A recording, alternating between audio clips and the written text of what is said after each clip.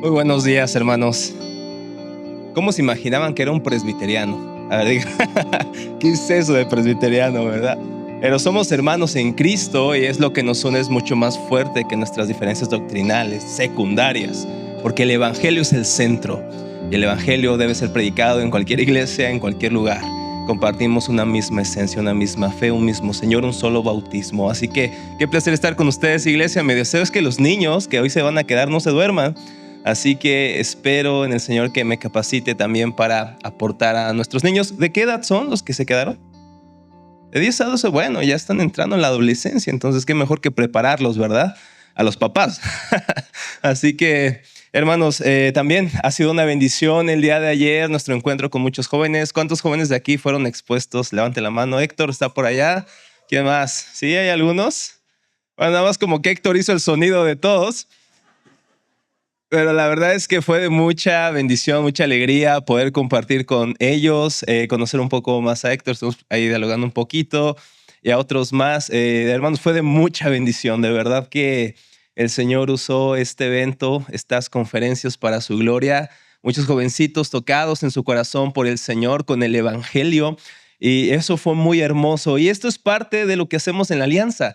Grupos de líderes, de hermanos, de algunos pastores que juntos queremos servir a la ciudad a través de nuestros dones, de nuestros ministerios. Y claro, eso no es posible sin la iglesia de Cristo.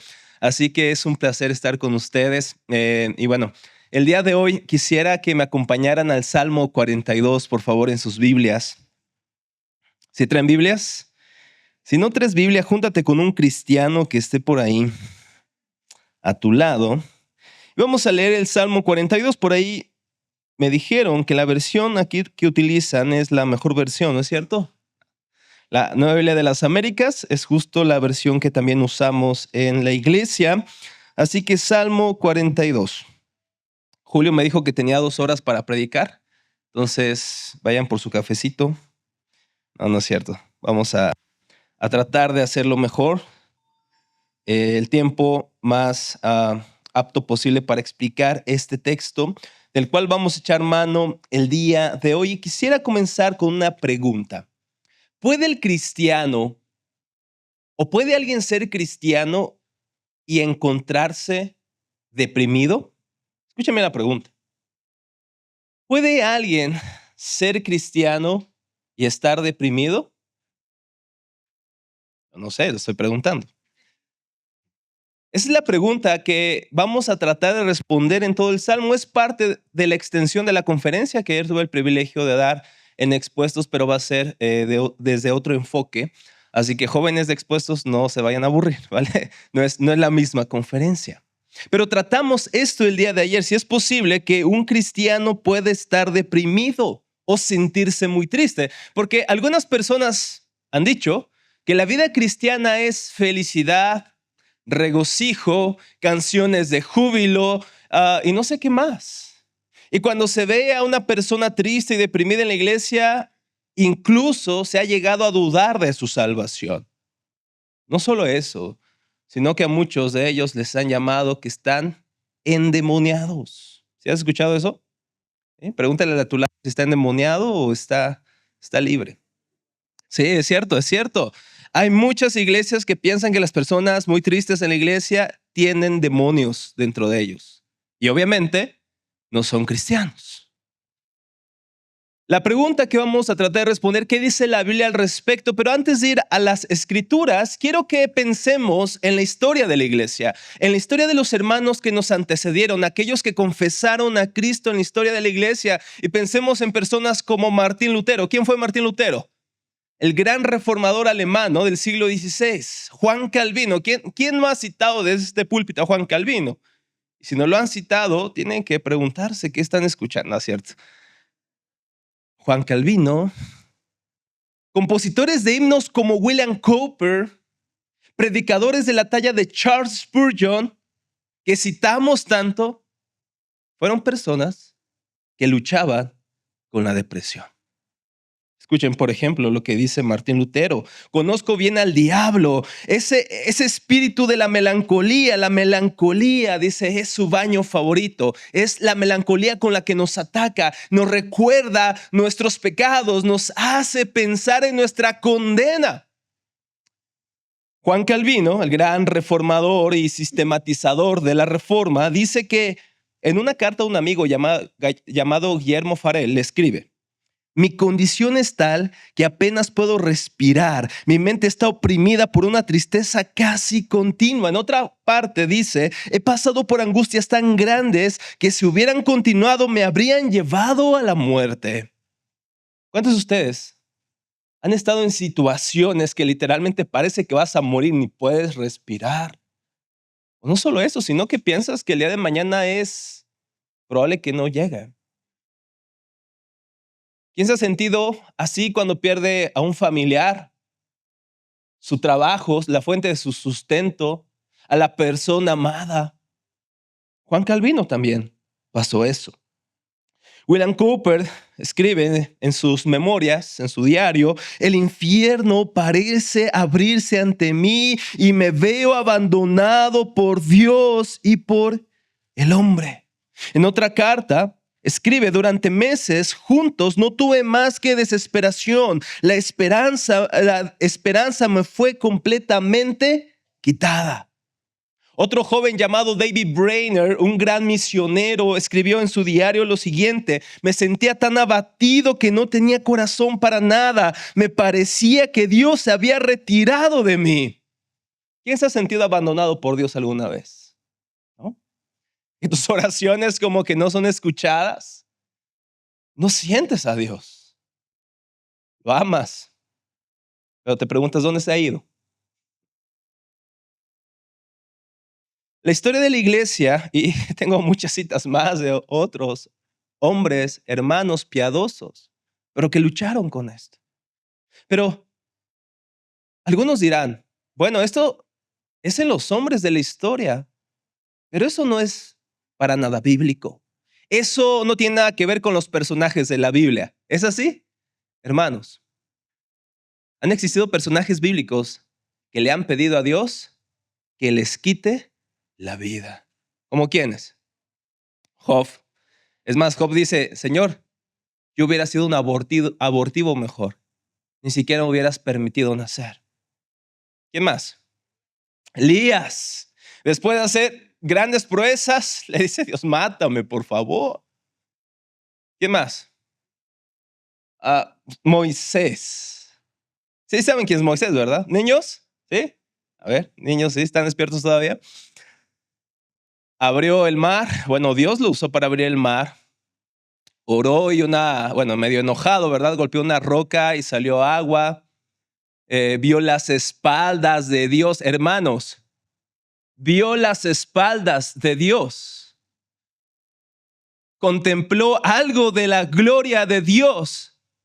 Pero al ver la situación que estaba pasando con el pueblo, dijo, Señor, mejor, si va a ser así, mátame, quítame la vida. Eso me encanta de las escrituras, el realismo de las escrituras. Si la escritura fuera un libro ficticio, un libro que fue escrito para manipular a las personas y para exaltar al hombre, entonces dime de qué hacemos con estos textos.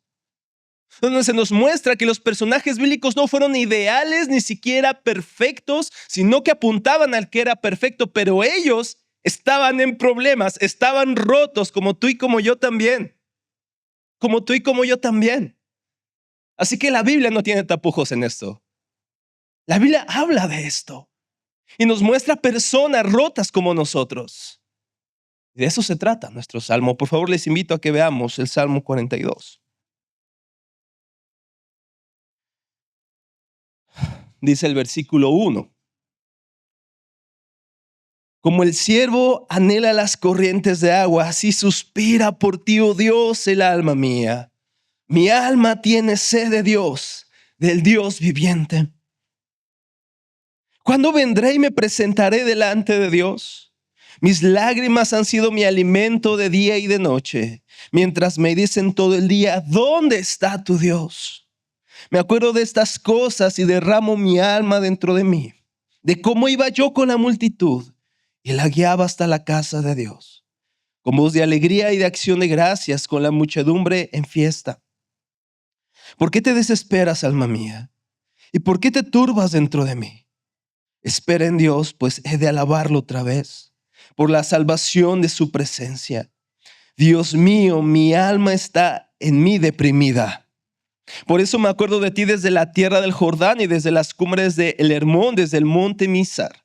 Un abismo llama a otro abismo a la voz de tus cascadas. Todas tus ondas y tus olas han pasado sobre mí. De día mandará el Señor su misericordia y de noche su cántico estará conmigo. Elevaré una oración al Dios de mi vida, a Dios mi roca. Y diré, ¿por qué me has olvidado? ¿Por qué ando sombrío por la opresión de mi enemigo? Como quien quebranta mis huesos, mis adversarios me afrentan, mientras me dicen todo el día, ¿dónde está tu Dios? ¿Por qué te desesperas, alma mía? ¿Y por qué te turbas dentro de mí? Espera en Dios, pues lo he de alabar otra vez. Él es la salvación de mi ser y mi Dios. Señor, gracias por amarnos, por aceptarnos y por no darnos la espalda, Señor. Y esto es solo porque estamos en Cristo. Aquí no venimos como fuertes. Aquí no venimos como completamente santos. Aquí no venimos como maduros. Aquí no venimos perfectos. Aquí está tu iglesia, que te necesita tanto como el primer día en que creímos en ti, Señor. Hoy necesitamos de tu gracia. Y que tu palabra, Señor, por la obra de tu Santo y Divino Espíritu, reconforte nuestros corazones a través del Evangelio. Señor, abre nuestros ojos para ver las maravillas de tu palabra, Señor. Y en medio de mi incapacidad, de mis limitaciones, que tu palabra sea expuesta con el poder de tu Santo y Divino Espíritu. En Cristo Jesús te lo pedimos. Amén. Mis hermanos, conforme a este texto, vamos a ver tres ideas principales. Número uno, en los versículos 1 al 2, veremos la sed del alma. Versículos 1 al 2, veremos la sed del alma. De los versículos 3 al 7, veremos la oscuridad del alma. La oscuridad del alma. Y de los versículos 8 al 11 estaremos viendo el punto, la esperanza del alma. La esperanza del alma. A este sermón le he titulado, escucha, alma mía. Escucha, alma mía. Mis hermanos, y quiero que vean otra vez el versículo 1, cómo inicia el salmista. ¿Cómo expresa su sed de quién? De Dios.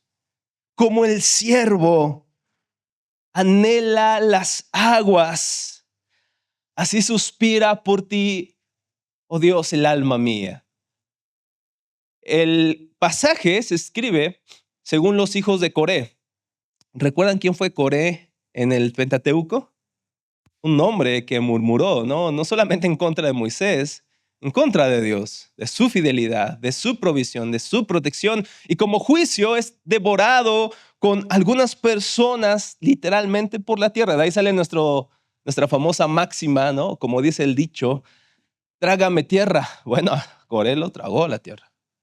Pero la gracia de Dios se muestra en esto, que sus hijos, muchos de ellos sobreviven, sus descendientes, y son autores de por lo menos 11 salmos. 11 salmos. Qué preciosa es la gracia del Señor. Fíjense lo que dice masquil. ¿Qué significa esto en el título que tienen sus Biblias? Masquil, de los hijos de Coré. Es una palabra un poco difícil, digamos, de traducir, pero la idea de esta palabra es instruir o hacer sabio. Ahora, los salmos son canciones. Son creados para ser cantados, no para ser estudiados académicamente por algunos eruditos, sino para ser cantados por el pueblo de Dios. Entonces podríamos decir que un masquil es una oda, es una forma literaria poética con estrofas para expresar una verdad instructiva o que nos va a hacer sabios usando la palabra que se traduce aquí como masquil. Este es el propósito de este salmo. Y los hijos de Coré nos relatan la vida de un hombre que tiene una sed. Podemos ver una sed urgente y necesaria. Pero no es una sed por algo de este mundo. No es una sed por más posesiones. No es una sed por más comodidad.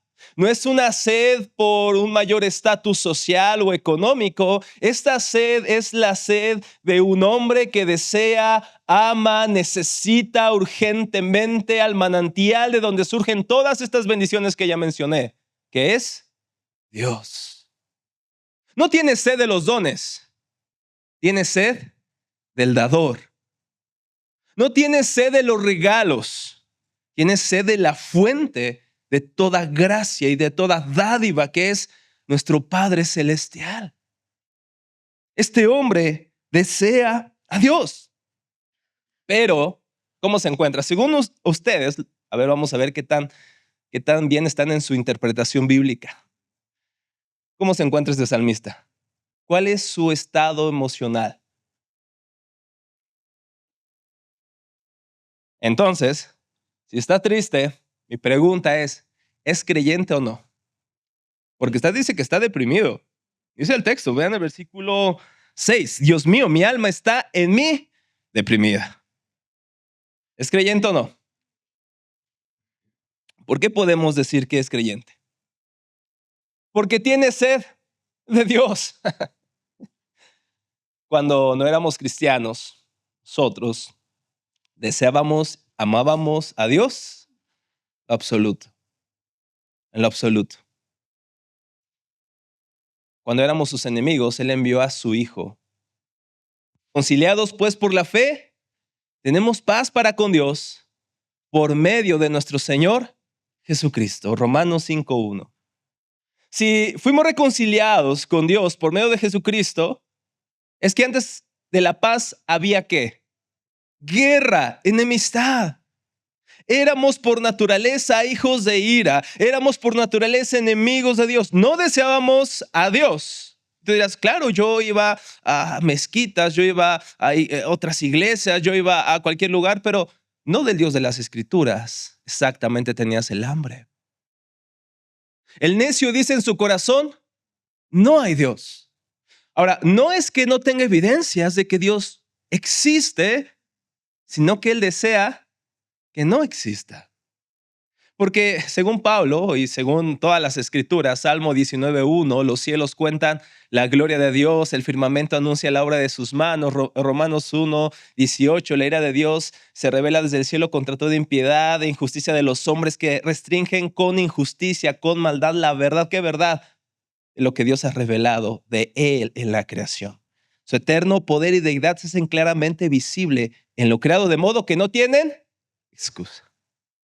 El necio dice en su corazón, no hay Dios, porque no desea a Dios, como ninguno de nosotros lo deseaba antes de que naciéramos de nuevo por la obra del Espíritu Santo. ¿Por qué podemos concluir que este hombre es un verdadero creyente, un verdadero fiel seguidor del Señor? Porque tiene sed de Él, tiene sed de Él. Y déjame decirte esto, en los momentos de aflicción, ¿qué solemos hacer? Cuando nos sentimos abatidos, nos sentimos agobiados por la vida y especialmente nos sentimos deprimidos, agobiados por un pecado que cometimos y que pensamos que Dios no nos puede perdonar y que Dios ya no nos va a amar. A veces, no sé ustedes, pero solemos aislarnos, no solamente de la iglesia, nos aislamos de Dios mismo. Nos enojamos a veces con nosotros y creemos tanto con lo que el diablo dice acerca de nosotros. Ciertamente hemos pecado, pero en lugar de ir a confesar nuestros pecados, le damos la espalda a Dios. Porque esperamos hacer más obras buenas para a ver si ya podemos más o menos ponernos a cuentas con el Señor. Pero ven, el salmista no hace eso. El salmo realmente es una ¿qué? Oración. El salmista no le da la espalda a Dios, sino que abre su corazón a Dios. Es cierto, nuestro salmista está muy deprimido, está muy triste, pero no para alejarse de Dios. Él sabe que justo porque está tan abatido es que necesita a Dios. Es justo porque tiene sed que en lugar de buscarla saciar en otras fuentes, va al manantial de vida. Este salmista ora y desea, tiene sequía de Dios. ¿Te has sentido alguna vez así? ¿Que deseas tanto a Dios? ¿O no? No sé. Fíjense lo que dice Charles Malik, fundador del Departamento de Filosofía de una universidad americana. Él dice lo siguiente en una inauguración. Le dijo a los presentes: les hablo como cristianos. Jesucristo es mi Señor y mi Salvador, y mi alabanza día y noche. Puedo vivir sin comida, sin bebida, sin dormir, sin aire, pero no puedo vivir sin Jesús. Sin Él habría perecido hace mucho tiempo. Vivo en la Biblia y de la Biblia durante largas horas cada día. La Biblia es la fuente de todos mis buenos pensamientos e impulsos. En la Biblia, Dios mismo, el creador de todo a partir de la nada, nos habla directamente a mí y al mundo sobre mí mismo, sobre nosotros mismos y sobre su voluntad para el curso de los acontecimientos y la consumación de la historia. Y créanme, no pasa un solo día sin que clame desde lo más profundo de mi corazón: ven, Señor. ¿Cómo está tu sed de Dios? Déjame decirte que si te has sentido así, que hay días que no sientes orar, pero sabes que necesitas a Dios y lo buscas, tienes sed. Déjame darte una buena noticia. Estás vivo en Cristo. Sí, hay veces que no sentimos a Dios. Pero ¿quién dijo que la fe cristiana se reduce a sentimientos, a una experiencia emocional? Claro, nuestros sentimientos son parte de nuestro ser y adoramos con nuestros sentimientos. ¿Quién de ustedes quizá no derramó una lágrima mientras cantábamos y nos dirigía a Alan y Héctor esta mañana? Pero no vivimos de emociones. Pero no vivimos de experiencias. Es hermoso, pero no depende nuestra fe de una experiencia, un sentimiento. Depende de una persona. Se llama Jesucristo. Y este hombre clama a Jesucristo. Si tú no sientes esta hambre, si tú no sientes esta sed, preocúpate. Si hoy has venido a la iglesia porque, bueno, mi esposa me obliga, o mi esposo se va a enojar si no vengo, o mi papá, si no vengo, entonces me va a disciplinar. Entonces vengo por obligación, o vengo porque tengo un amigo ahí en la iglesia y me cae bien, ¿no? O cantan bien, o el predicador predica bien, aunque no sabías que hoy iban a invitar a alguien, ¿no? Pero si no tienes sed de Dios, si no anhelas a Jesucristo, si Jesucristo no es tu esperanza hoy, si Jesucristo no es tu consuelo en la vida y en la muerte, déjame decirte, ven hoy a Cristo. Porque probablemente no haya una pizca de vida en tu corazón. Hoy necesitas ser resucitado por el poder del Espíritu Santo. Si estás buscando saciar tu sed en otras fuentes, déjame darte una noticia, y no soy profeta. Te van a decepcionar. Te van a decepcionar esas cosas. Fíjense lo que dice el autor de las Crónicas de Narnia. ¿Quién ha visto las películas? ¿Sí? Bueno. C.S. Lewis dice, en uno de sus mejores libros, Mero Cristianismo, dice lo siguiente: si encuentro en mí mismo un deseo que nada de este mundo puede satisfacer, la explicación más probable es que fui hecho para otro mundo. Si ninguno de mis placeres terrenales lo satisface, eso no demuestra que el universo es un fraude.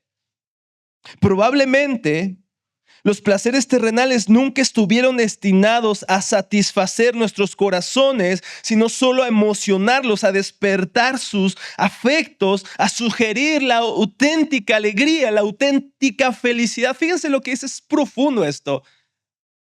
A veces pensamos que nuestro matrimonio es un fraude porque no soy feliz.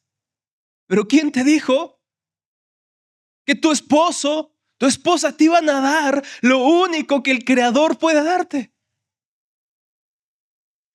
Esa persona no es un fraude. Es que has puesto mal tu corazón o descansado mal o en una persona equivocada. Es precioso estar casado, pero también es doloroso. Y si depende de tu felicidad de esa persona, vas a vivir infeliz. El universo no es un fraude. Es que jamás el universo nos fue dado para encontrar nuestra satisfacción en las cosas creadas, sino solamente apuntarnos al Creador. Así que hoy ven a Cristo. Hoy descansa en Cristo. Ven al manantial de vida. Fíjense lo que dice un autor de la época, hay una época llamada patrística, estamos hablando del siglo V, pero fíjense qué iluminación del Espíritu Santo tenían estos hombres. Dice Casiodoro, Cristo, nuestro Señor, es el manantial inagotable del cual brota todo aquello que refresca nuestra alma, puesto que torrentes y riachuelos o ríos pueden llegar a secarse, y de hecho sucede a menudo, pero el manantial que sigue fluyendo incesantemente y de continuo nunca se interrumpe. Tiene sentido, por tanto, que el salmista nos anime a que para apagar nuestra sed acudamos directamente al manantial, donde nuestros mayores anhelos se verán siempre saciados y no padecerán sed jamás. Muchas veces, hermanos, en nuestra depresión, en nuestra tristeza, muchas veces se debe a que hemos puesto hemos puesto una esperanza en nuestros corazones que no nos va a liberar, no nos va a satisfacer y no nos va a saciar. Muchas veces la raíz de la depresión es estar esperando de lo creado lo único que el Creador puede darnos, lo único que el manantial puede darnos. ¿El salmista lo creía? Sí, pero aún así está deprimido. ¿Cómo me explicas eso, predicador? ¿Que puedes creer esto que acabo de decir? ¿Quién cree que Cristo es el manantial de vida? Okay. ¿Y quién ha pasado tristezas creyendo eso? Levantaríamos tal pie, ¿verdad? ¿Por qué? ¿Por qué? Porque, hermanos, tú y yo estamos en Cristo, en el manantial de vida, y por esta razón Dios nos ve como justos. Somos justificados. Eso nadie te lo puede quitar, ¿eh? El diablo va a venir a hablarte de tu pasado, es que tú hiciste esto, tú hiciste aquello, Dios no te puede amar. ¿Y qué le dices? Sí, es cierto, diablo, estoy de acuerdo contigo. Pero lo que estás omitiendo es que ahora estoy en Cristo. Señor mío, justicia mía. ¿Y quién condenará a aquellos que Dios perdonó? ¿Quién puede, hermanos? ¿Quién puede condenarte? Nadie te puede quitar eso. Nadie. Ni la muerte, ni la vida, ni ángeles, ni principados, ni lo presente, ni lo porvenir, ni ninguna cosa creada puede separarte del amor de Dios que es en Cristo Jesús, Señor nuestro. Esa es una realidad. Así que te invito a que hoy vengas a Cristo, porque Él sabe lo que estás pasando. Él sabe todas las cosas y conoce lo que hay en tu corazón. Y aún así Él no te rechaza, sino que te ve como justo por su justicia en la cruz. Pero todavía luchamos con el pecado. Ya somos justificados, pero estamos siendo santificados. Eso significa que aún no somos como deberíamos de ser. Pero un día seremos glorificados. ¿Qué significa eso? Que ya no habrá más pecado en nosotros.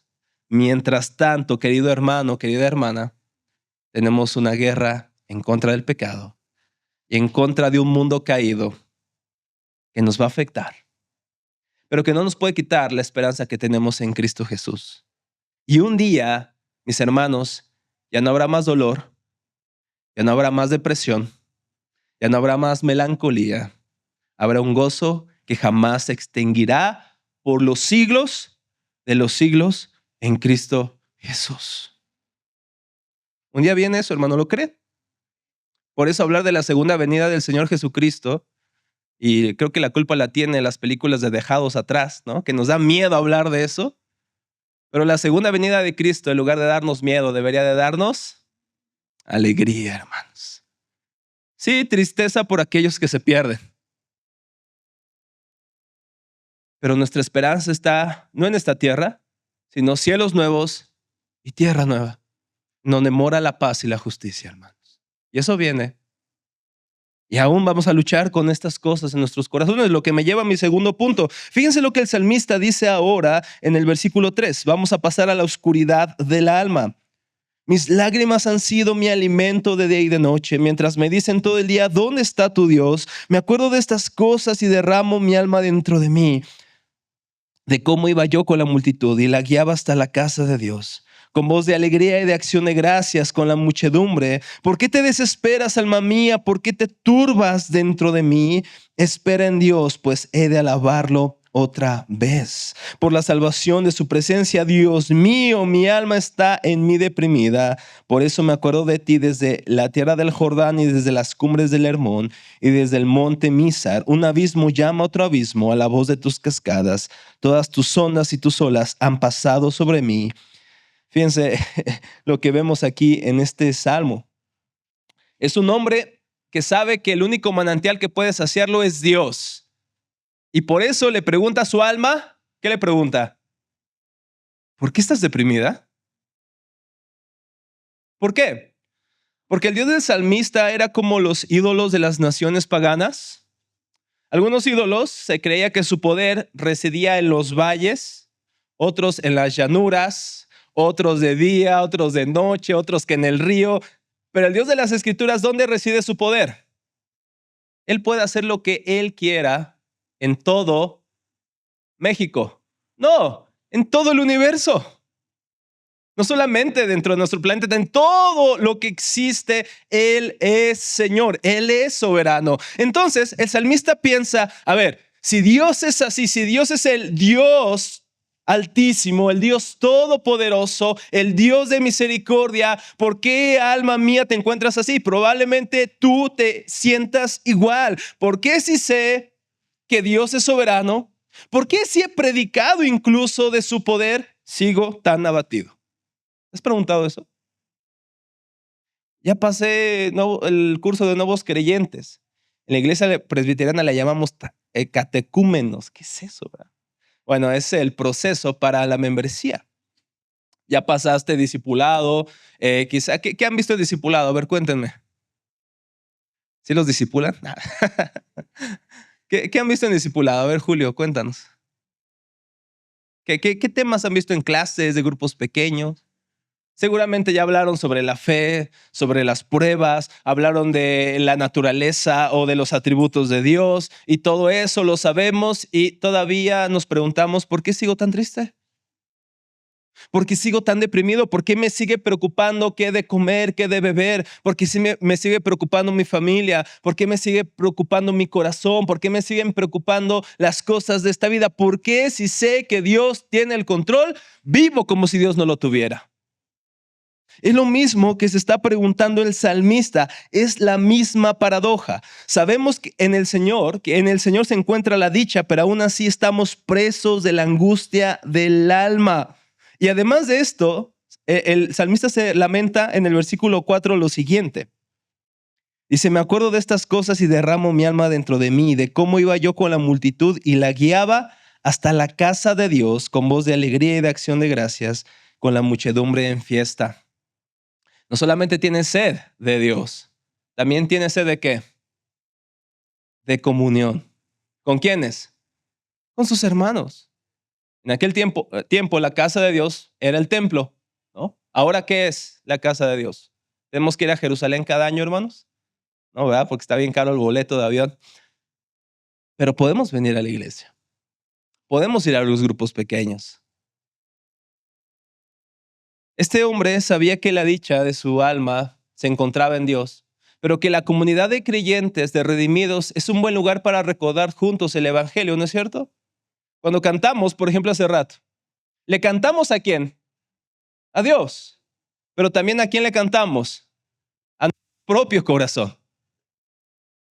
No es que alabemos a nuestro corazón, es que le recordamos quién es Dios. Y es lo mismo que hace el salmista, no se queda en su aflicción, no se encierra en su depresión, sino que le habla ¿a quién? A su alma. Se predica a sí mismo. Tú eres la persona que más te predicas. Tú eres la persona que más te predicas. ¿Con quién hablas todo el día? Contigo mismo. Vas en el tráfico, viene un filisteo manejando como loco, ¿no? Se te mete y dices, hijo del trueno, ¿no? Te enojas y ya después tu esposa te dice, oye, ¿qué te pasa? ¿No? Como que te endemoniaste en un momento dado, ¿no? Y te lamentas, no dices nada, no dices nada a tu esposa, no dices nada a tu familia, pero dentro de ti estás luchando. Sí, es cierto. ¿Por qué hice eso? ¿Por qué me le cerré? ¿Por qué? No sé si les pasa a ustedes, ¿verdad? A lo mejor yo soy el único endemoniado. No, que no podemos endemoniarnos los cristianos, ¿verdad? Pero te preguntas, ¿pero por qué? Estás pasando una necesidad, un conflicto y te preguntas, te haces cuestionamientos, te haces proyectos, planes, deseos. Tú eres la persona con la que más hablas el resto del día, cada segundo, cada minuto. Estaría bueno tener una estadística de cuántos pensamientos existen en nuestra mente todos los días, pero es imposible contarlos porque cada cabeza, como dicen, es un mundo, pero tú eres la persona que más te predicas. ¿Qué te vas a predicar hoy en tu depresión, en tu tristeza, en tu aflicción o en tu preocupación? Te puedes predicar el evangelio de la soledad. Nadie me entiende, nadie me conoce, nadie sabe lo que he pasado. Estoy solo, estoy sola. Te puedes predicar el evangelio del cinismo. Nada cambia, nada parece ser diferente, Dios no parece actuar. ¿Qué importa la vida? ¿Qué importa cómo me comporte? ¿Qué importa si leo la Biblia o no? Puedes predicarte el falso evangelio de la acusación del diablo. Sí es cierto, los pecados que tú cometiste en el pasado, Dios no te puede perdonar, por eso deprímete, tienes una y mil razones para estar deprimido, sí es cierto, y puedes creerlo. ¿Qué le estás predicando a tu corazón esta mañana? ¿Qué le predica el salmista a su corazón? Alma mía, ¿por qué te abates? ¿Por qué te abates dentro de mí? Espera en quién.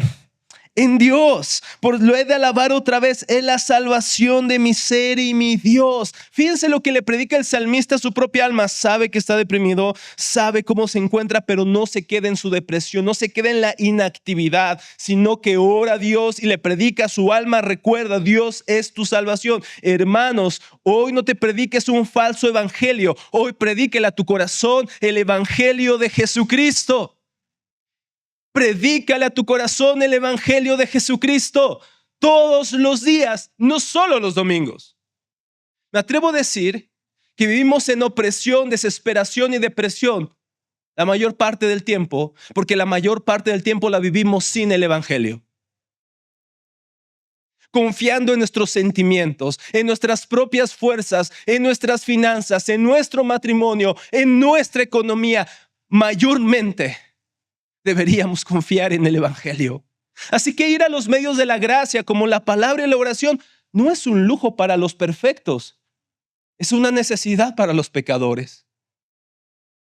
¿Por qué vamos a la palabra? ¿Es porque somos muy eruditos bíblicos y queremos ser unos rabinos? No. ¿Por qué vamos a la Biblia? Porque mi alma tiene sed del Dios vivo. No voy a la Biblia para memorizar más versículos y verme como un erudito en la iglesia. Yo voy a la Biblia porque necesito al Dios de la Biblia. Porque mi alma necesita el evangelio, porque todos los días lo olvido. Sí, hermanos, yo doy clases de teología, pero olvido el evangelio constantemente. Constantemente. Pongo mi esperanza en otras cosas, en cosas equivocadas. Y todos los días necesito, Señor, hoy necesito a Cristo. ¿Recuerdan quién fue Timoteo en las Escrituras? ¿Sí? Fue un pastor, ¿verdad? Uno de los hijos espirituales de Pablo, ¿no? Es interesante que Pablo, en la segunda carta, capítulo 2, le escribe a Timoteo algo que es asombroso. Timoteo, recuerda a Jesucristo. Es como si en la mañana le marcara a Julio, oye Julio, buenos días, ¿no? Y Julio piensa, me va a preguntar de la dirección de la iglesia, me va a preguntar de, no sé, cualquier cosa de la predicación y que yo le diga, Julio, recuerda a Jesucristo. ¿Cómo sería la cara de Julio? Soy el pastor. Pero Pablo se atrevió a decirle a Timoteo, recuerda a Jesucristo que resucitó de entre los muertos. Si un pastor, que probablemente sea uno de los pastores más influyentes después de Pablo en el Nuevo Testamento, porque probablemente tiene una iglesia demasiado numerosa y tenía demasiados conflictos también, y era muy joven también. Si él necesitaba recordar a Jesucristo, ¿cuánto más yo? Hermanos, prediquémonos el día de hoy el glorioso evangelio de nuestro Señor Jesucristo. Mis hermanos, ¿saben por qué podemos tener esperanza en medio de nuestras situaciones? Porque nuestra esperanza no es una circunstancia.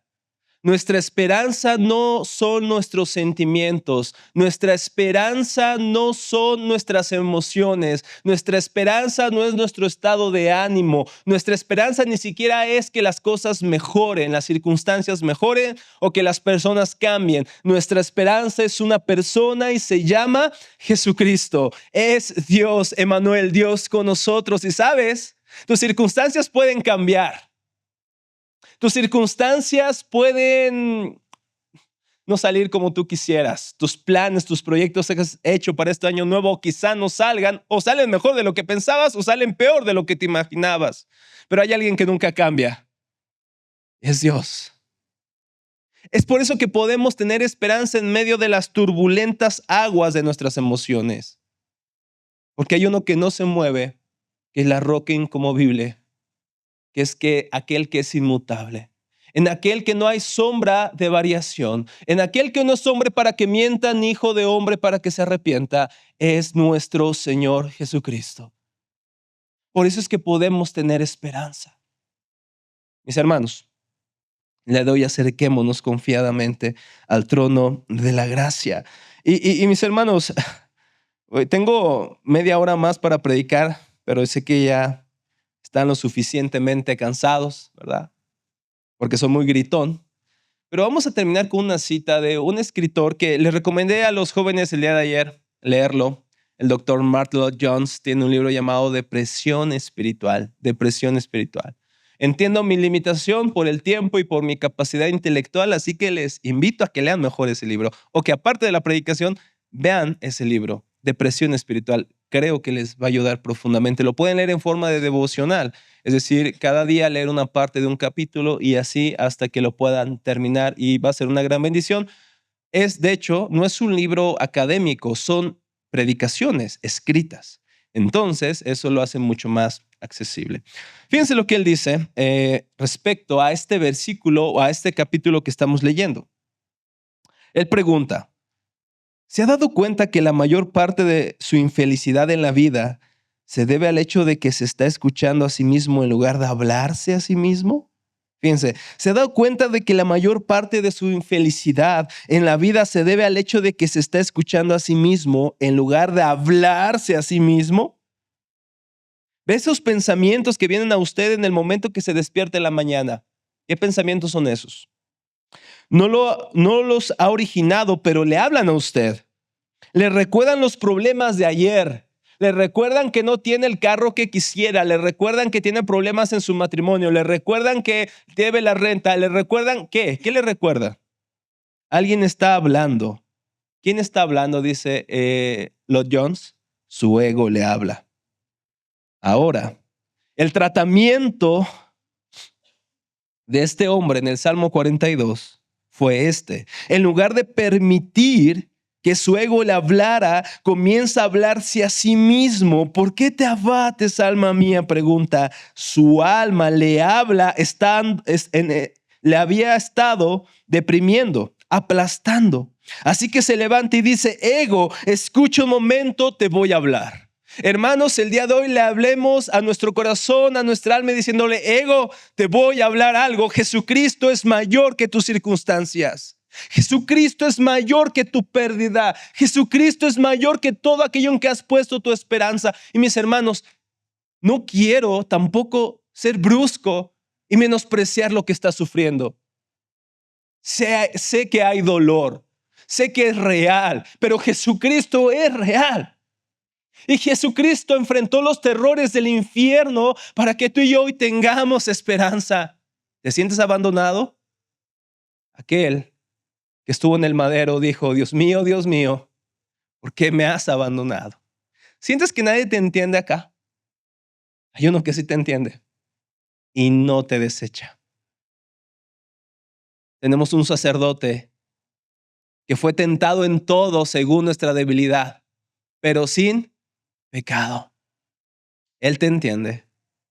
Y Él dice: acércate al trono de la gracia para que hayas misericordia y oportuno socorro. Ven, no te dice aléjate, dice ven.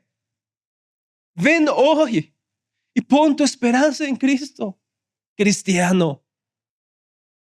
Y amigos que nos visitan, o no estás seguro si eres cristiano, ven hoy a Cristo. Deja de buscar saciar la sed de tu corazón en fuentes rotas. Te van a seguir decepcionando. Pero no he conocido a una sola persona que haya puesto su esperanza en Cristo y haya sido defraudada por Él.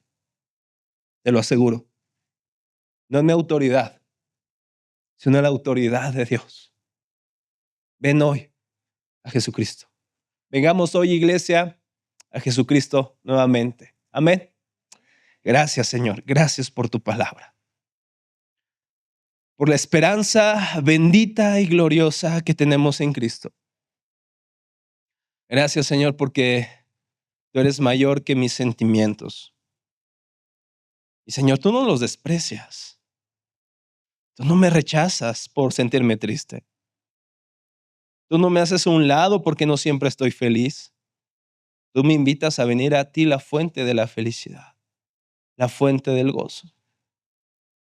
Tú no me dices que me vaya.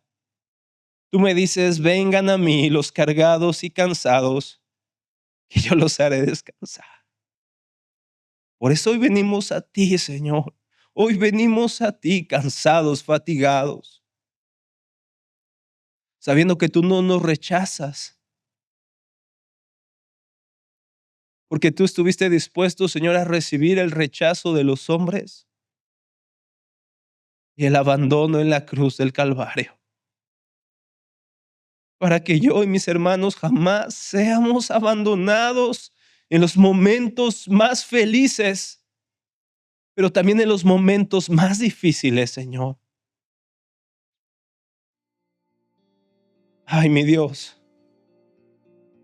cuán débiles somos, pero cuán fuerte eres tú, Señor. Cuán poderoso es tu brazo, y este no se ha debilitado para salvarnos.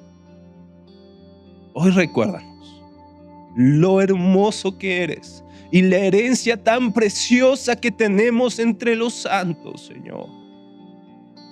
Mi Dios, que esta esperanza nos ayude a luchar en esta vida, pero anhelamos el día en que tú vengas, Señor, y restaures todas las cosas, incluyéndome a mí, Señor. Anhelo eso. Por eso oramos hoy, Señor. Ven, Jesús. Ven por tu iglesia. El Espíritu y la iglesia te dicen: ven, Señor. Ven, Señor. Y mientras estamos aquí, ayúdanos, danos esperanza, consuelo y fortaleza. Levanta el corazón de mis hermanos. Levanta mi propio corazón. Hoy queremos escuchar el Evangelio. Hoy predícanos el Evangelio y hazlo verdad en nuestros corazones, precioso Espíritu Santo. En el nombre de Jesús oramos. Amén y